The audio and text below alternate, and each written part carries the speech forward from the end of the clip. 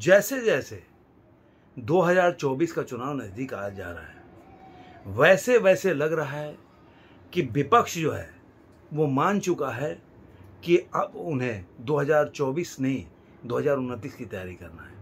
और आज और 2-4 दिन के राहुल गांधी के बयान से राहुल गांधी ये मानने लगे हैं कि अब 2024 में उनकी दाल नहीं गिरेगी, और ये उनकी भाषण, उनकी शैली में ये दिखाता है उनका फ्रस्ट्रेशन। मैं आज इस बात को आज आपके सामने शेयर करूंगा कि मैं ऐसा क्यों बोल रहा हूं कि राहुल गांधी ये मान चुके हैं कि 2029 के चुनाव के लिए उनकी तैयारी करनी चाहिए, या 2024 का चुनाव उनके लिए मतलब बोल सकते हैं कि नाको चने चबाने वाली बात भी नहीं है, बिल्कुल हार स्वीकार करने वाली बात है। क्योंकि राहुल गांधी के जो बयान बनारस में आए, लखनऊ में आए और प्रयागराज में आए, ये इसी बात को दर्शाता है। और उनके जितने भी इर्द गिर्द जो उनके एक गुट है, जिस मंडली से वो घिरे रहते हैं, उनके बयानों से भी यही साबित होता है। तो आज मैं इस बात पे चर्चा कर रहा हूं आपसे। मैं हूं रणधीर सेंगर, स्वागत है मेरे चैनल में। अगर अभी तक आपने मेरे चैनल को सब्सक्राइब नहीं किया तो सब्सक्राइब जरूर करें, दोस्तों, सगे संबंधियों और रिलेटिव के साथ वीडियो को शेयर करें। और एक बहुत बड़ा मैं आप लोगों के लिए धन्यवाद देना चाहता हूं कि आप मेरे वीडियो को लाइक कर रहे हैं, काफ़ी देख रहे हैं और पसंद भी कर रहे हैं, तो इसके लिए बहुत बहुत आभार आपका। चलिए वीडियो को शुरू करते हैं। जब कहते हैं ना कि जैसे जैसे आप फिनिशिंग लाइन की तरफ जाते हैं या आपको फिनिशिंग लाइन दिखता है और आप एकदम दर्शक दीर्घा में खड़े होते हैं, तो आपको फिनिशिंग लाइन जो है बहुत दूर दिखाई लगने लगता है। और यही राहुल गांधी के साथ होता है, क्योंकि राहुल गांधी अपने जीवन में कभी उन्होंने संघर्ष नहीं किया। बोल सकते हैं कि चांदी के चम्मच लेकर पैदा हुए, लेकिन जो उनके इर्द गिर्द मंडली थी, उन्होंने उनमें भारत जोड़ो यात्रा के साथ एक नया राहुल गांधी देखा, और इसको बहुत अच्छी तरीके से मार्केटिंग करने का प्रयास किया गया जब कर्नाटक के चुनाव ये जीत गए। लेकिन जब 3 चुनाव लगातार ये हारे, उसके बाद जैसे कि छत्तीसगढ़ हो गया, उसके बाद आप राजस्थान और मध्य प्रदेश का चुनाव जब हार गए, तो इनका फ्रस्ट्रेशन दूर होने लगा और दिखने लगा। क्यों? क्योंकि धीरे धीरे जो इंडी गठबंधन है वो धीरे धीरे राहुल गांधी के साथ छोड़ने लगी। कभी कभी तो मुझे लगता है कि राहुल गांधी ये मान चुके हैं कि अब 2024 का चुनाव नहीं जीत सकते, इसलिए वो किसी से गठबंधन करने को तैयार नहीं है।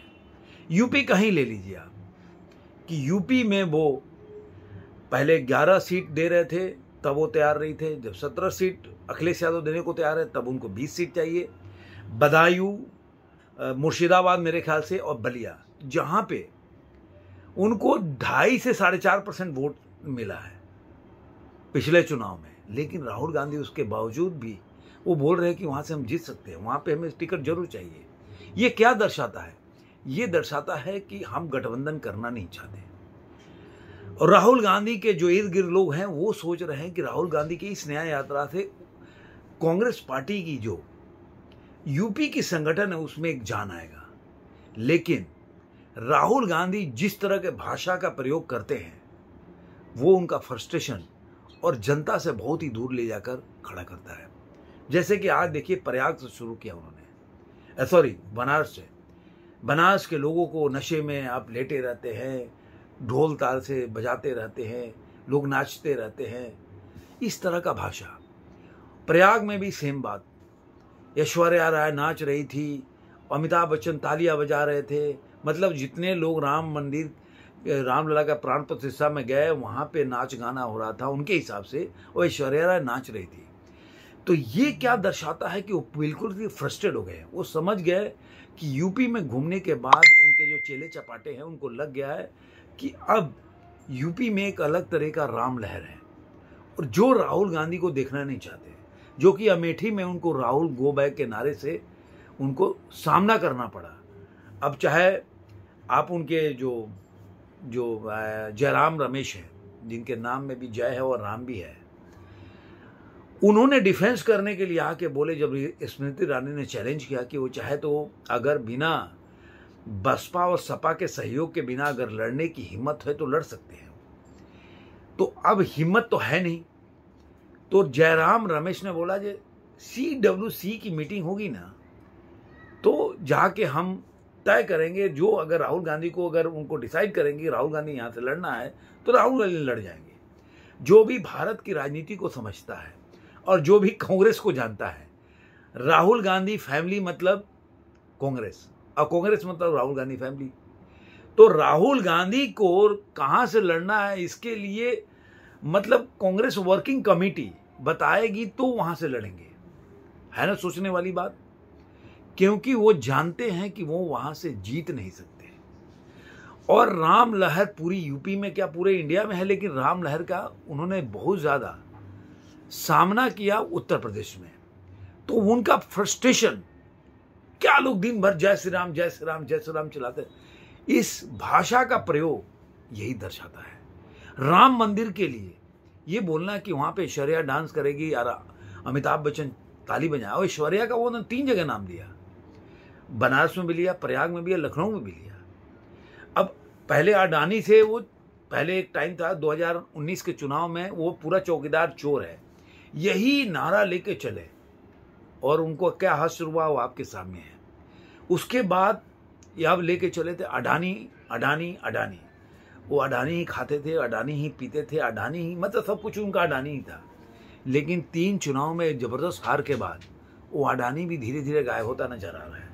फिर उनके पास क्या आया, कुछ दिन पहले नीतीश कुमार ने शगुफा निकाला था जातीय जनगणना, लेकिन वो भी अडानी के साथ लेकर चले थे, दोनों टाई टाई फिस हो गया तीनों चुनाव में। अब उनके पास तो कोई मुद्दा है नहीं, क्योंकि देखिए राहुल गांधी को क्या है, आज राहुल गांधी या कांग्रेस पार्टी के पास गाली देने के अलावा कोई ऐसे बुद्धिजीवी जो नेता है उनके पास नहीं है। आपको याद होगा कि ग्रुप 23 जो G23 के जितने भी लोग हैं, चाहे अश्विनी कुमार हो, आप नाम गिनते रह जाएंगे, ऐसा कोई व्यक्ति नहीं है जिनके ऊपर चार्जेस हों। जो बोलते हैं ना कि ईडी का वो ईडी के डर से लोग छोड़ रहे हैं, तो G23 ईडी के कौन से डर से छोड़ रहे हैं? वो तो आज किसी के पार्टी में भी ज्वाइन नहीं किए ज्यादातर लोग, लेकिन कांग्रेस में नहीं, कांग्रेस के साथ तो एक्टिव नहीं है। तो जो ऐसे लोग हैं जो एक दिशा दे सकते थे, समझा सकते थे राहुल गांधी को कि क्या बोलना चाहिए क्या नहीं बोलना चाहिए, लेकिन राहुल गांधी पूरा वामपंथियों के एकदम चुंगल में फंस गया। वामपंथियों का आदत है गाली देना, लोगों के व्यूज करना, उनकी ये शैली है। और आजकल राहुल गांधी के प्रवक्ता से लेकर और राहुल गांधी के इर्द गिर्द ऐसे ही लोग हैं, चाहे सुप्रिया सुनेत को उठा लीजिए, अलका लामा को उठा लीजिए, पवन खेरा को उठा लीजिए, ये सारे लोग गाली देने की वजह से राहुल गांधी के समीप हैं। जितने भी राहुल गांधी के करीबी आप लोगों को आप देखेंगे, वो सारे गाली देने की वजह से राहुल गांधी के जो बोलते हैं ना कि नवरत्न में शामिल है, वैसे है। तो राहुल गांधी ये मान चुके हैं कि 2019 के चुनाव वो जीतने वाले नहीं है, इसलिए वो गठबंधन में जो भी है, कभी मैंने सुना है कि कभी बदायूं के लिए बोलते हैं तो कभी किसी और जगह के लिए बोलते हैं, मतलब कहीं ना कहीं उनको पेच पड़ा। अगर वो शायद अगर समाजवादी पार्टी के लोग तैयार हो जाते कि चलो बदायूं से टिकट देते हैं, तो लखीमपुरी पे आ जाते कि भाई लखीमपुर जो हुआ था जहाँ पे वो किसान आंदोलन के टाइम पे कुछ घटना घटी थी, कुछ किसान आंदोलन के कुछ किसान वहाँ पे मर गए थे, तो वहां पे उनको टिकट चाहिए। क्योंकि उनको टिकट कहीं से नहीं चाहिए, उनको केवल एक रोड़ा अटकाना है। इसके 2 वजह है। एक ये वजह है कि हार भी गए तो बोलेंगे देखिए हम तो अकेले लड़े थे और गठबंधन नहीं हुआ, इसकी वजह से बीजेपी जीत गई। ईवीएम तो है ही, एक और ये भी बाईपास है, क्योंकि वो तो केवल आज 2024 के चुनाव के लिए राहुल गांधी से लेकर उनके जितने भी इर्द गिर्द के, मतलब बोल सकते हैं जो इर्द गिर्द उनके घूमने वाले चाटुकार जिनको बोलते हैं ना, जितने वो लोग हैं, बस वो बहाना ढूंढ रहे हैं कि किस पे हमें इसका खामियाजा भुगतना है।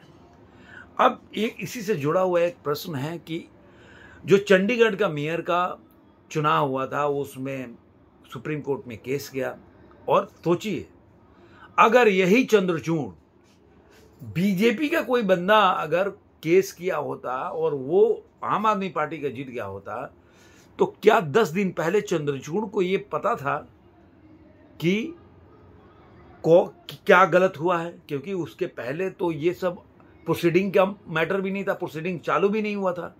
तब चंद्रचूड़ साहब ने कैसे निर्णय कर लिया जो इसमें गलत हुआ है? अगर मान लीजिए 1% को अगर सही होता तो क्या डीवाई चंद्रचूड़ के ऊपर केस करना चाहिए कि आप माहौल को बिगाड़ने के लिए 10 दिन पहले से कैसे डिसाइड कर लिए कि ये बंदा गलत ही किया है?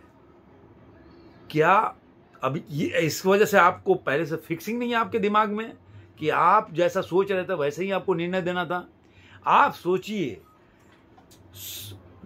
जो संदेश खली का मामला इतना बड़ा है उस पर संज्ञान लेने को तैयार नहीं है, लेकिन DY Chandrachud personally ballot paper check करेंगे। आप सोचिए, सीजेआई है, पर्सनली बैलेट पेपर एक एक चेक करेंगे, इतना टाइम है उनके पास। लेकिन संदेश खली के ऊपर उनके पास संज्ञान लेने का फुर्सत नहीं है। मणिपुर पे ले सकते हो संज्ञान, लेकिन जहां पे भी विपक्षी दलों की सरकार है वहां पे उनकी सारी संज्ञानता कहां चली जाती है समझ के परे है। अगर इसी तरीके से देखा जाए जिस तरह से विपक्षी दल मानते हैं, तो चंद्रचूड़ साहब को कैसे पता था 10 दिन पहले कि यही निर्णय आएगा? अगर यही निर्णय आया है तो क्या वो फिक्स है?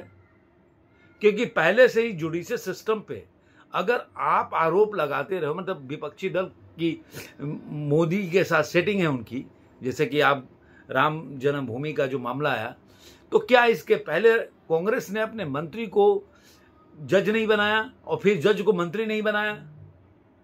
किस तरह की बात आप कर रहे हो? तो ये सब मामला है कि आपके लिए जो सही है वो सही है, दूसरे के लिए अगर सही हो तो आप उसको गलत मानोगे। आपको ये वीडियो कैसा लगा जरूर कमेंट बॉक्स में बताइएगा। फिर मिलेंगे ऐसे ही किसी वीडियो में, तब तक के लिए धन्यवाद।